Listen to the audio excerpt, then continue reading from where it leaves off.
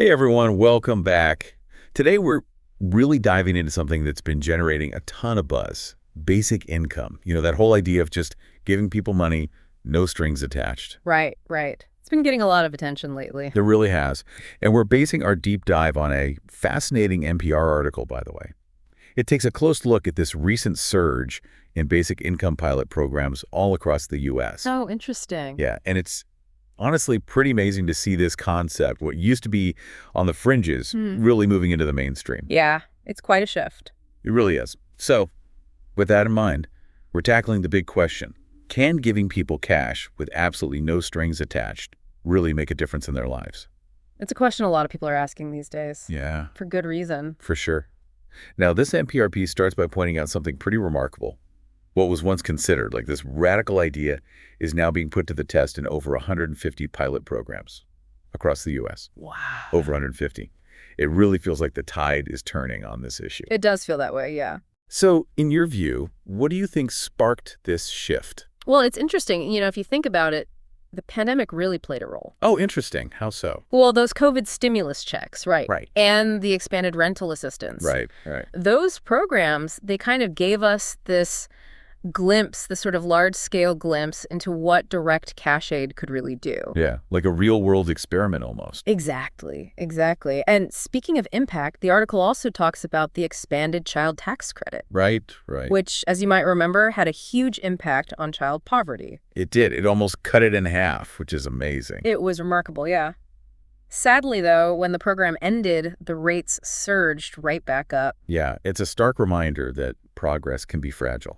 Absolutely. It's not just about starting programs, it's about making them last. That's such a good point. But before we get too far ahead, I think it would be helpful to clarify, what we're actually talking about here. Like, what are the specifics of these pilot programs? Who's eligible? How much money are we talking about? That kind of thing. Sure.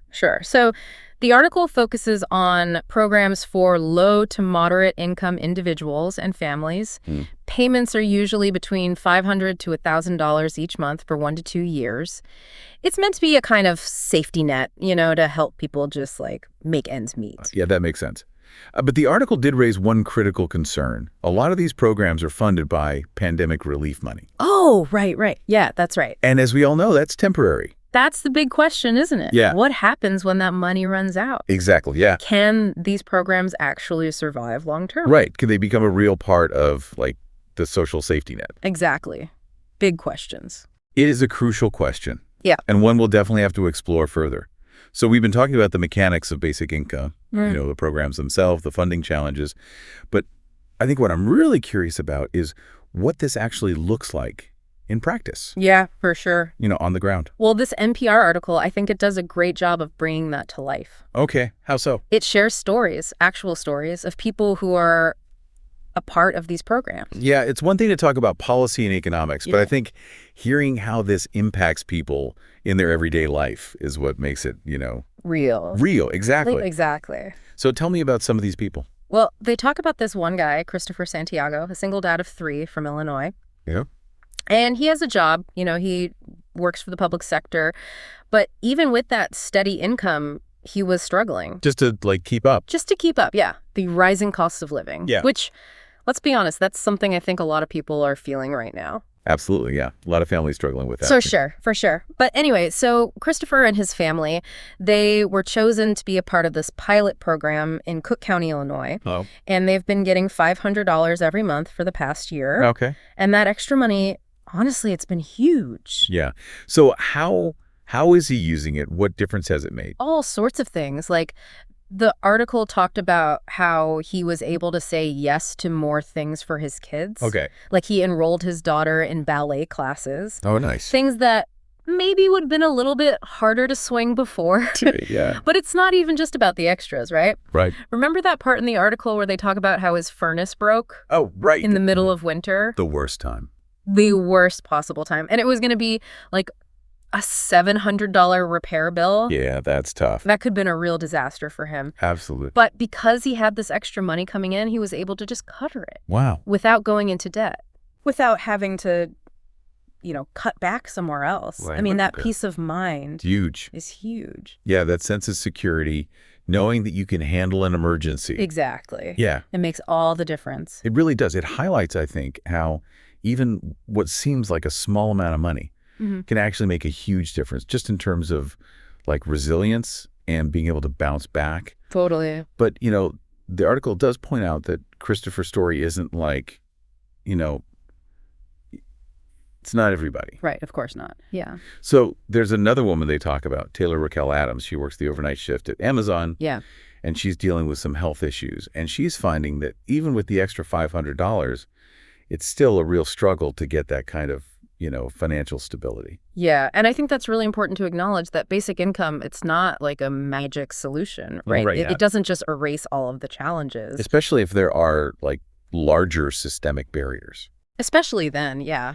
But even though it's not a cure-all, I think what it does do is it provides some breathing room. Okay. Like Taylor Raquel, she talks about how now she's able to cover her rent and groceries. Yeah, just the essentials. The essentials without feeling like she's, one step away from disaster. Exactly. And she even said that now she's able to like do some things for herself sometimes, like little treats. She calls it me time. Ah, I love that. Yeah. And I think there's something to be said for that, right? Like just that ability to have a little bit more control, make some choices. It's about agency, right? Yeah. Having the power to make your own decisions. Even small ones. Even small ones, exactly. Just to have some option. Yeah.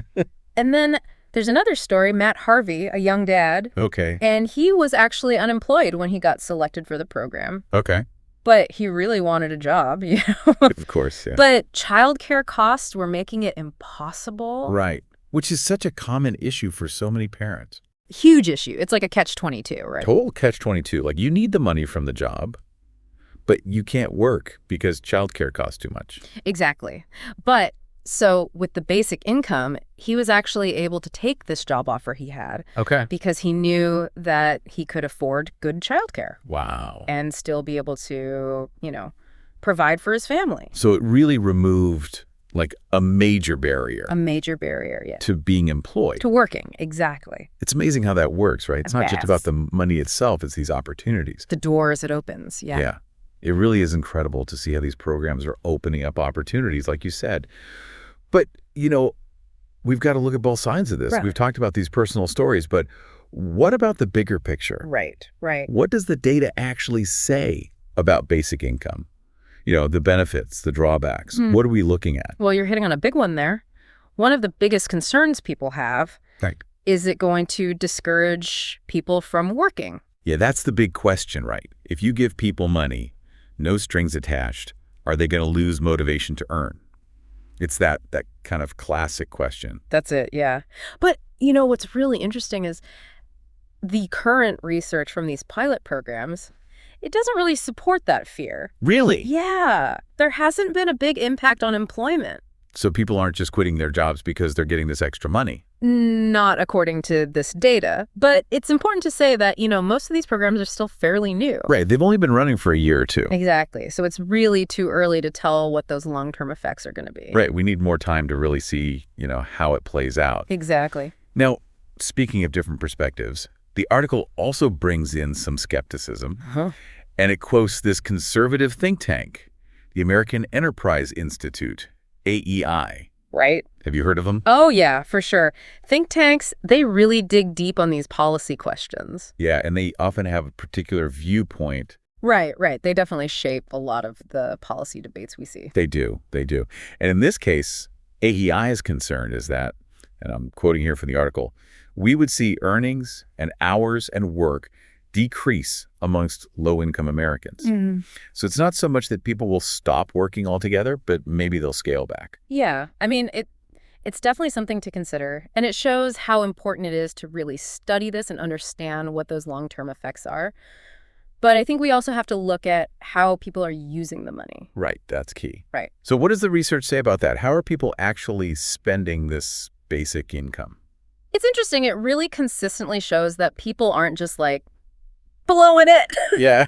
It's not like, vacations or luxury item. It's really basic needs. Okay. Groceries, rent, utilities, that kind of thing. It's so interesting how that goes against, like, the stereotype, right? Totally. That people are just going to, You waste it. Yeah, waste it. Yeah. On frivolous things. Right, but that's not what's happening. That's really interesting. The article actually quotes one researcher who said, they spend the money in ways that everyone does, going to the grocery store, making sure the rent is paid. It's almost like it humanizes it a little bit. You know what I mean? Yeah. Like it really puts it into perspective that these are just people trying to make ends meet, just like everyone else. Absolutely. And there's another piece to this. The research is also showing that basic income can have a positive impact on people's mental well-being, too. Wow. Okay.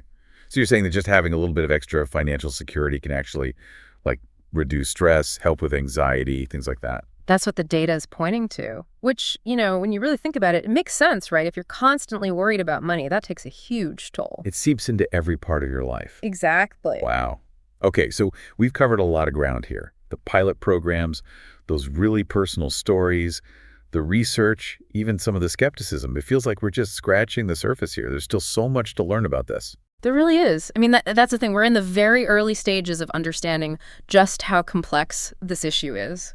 There's no easy answers. Right. We need more research. We have to think about the long term and figure out how basic income fits into the whole social safety net. Big questions. It's about having these tough conversations, but being open to solutions. And I think what this deep dive has shown me is that basic income, it's not just some abstract idea. It's about real people and their lives. 100%. And maybe it's not a perfect solution, but it could be a really powerful tool for creating a more just and equitable society. Yeah. So, for everyone listening, stay curious, ask those questions, and really consider what role you think basic income could play in the future. Thanks for joining us for this deep dive. We'll catch you next time.